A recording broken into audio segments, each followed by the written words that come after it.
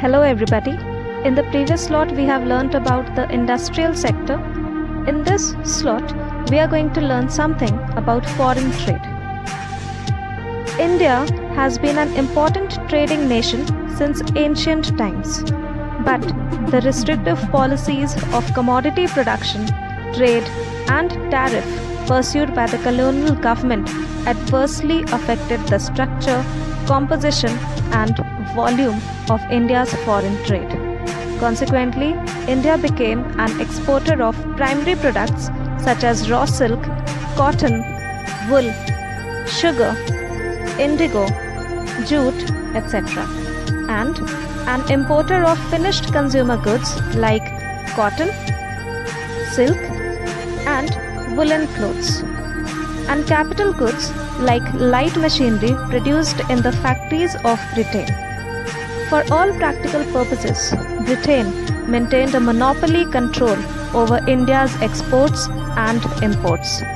As a result, more than half of India's foreign trade was restricted to Britain, while the rest was allowed with a few other countries like China, Ceylon, that is present Sri Lanka, and Persia, that is present Iran. The opening of the Suez Canal further intensified British control over India's foreign trade.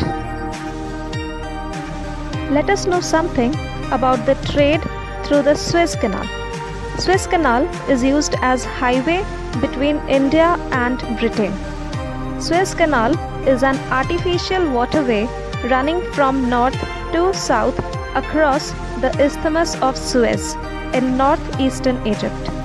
It connects Port Said on the Mediterranean Sea with the Gulf of Suez, an arm of the Red Sea. The canal provides a direct trade route for ships operating between European or American ports and ports located in South Asia, East Africa and Oceania by doing away with the need to sail around Africa.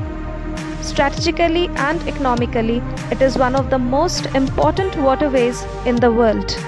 Its opening in 1869 reduced the cost of transportation and made access to the Indian market easier. The most important characteristic of India's foreign trade throughout the colonial period was the generation of a large export surplus. But the surplus came at a huge cost to the country's economy. Several essential commodities like food grains, clothes, kerosene, etc. were scarcely available in the domestic market. Furthermore, this export surplus did not result in any flow of gold or silver into India.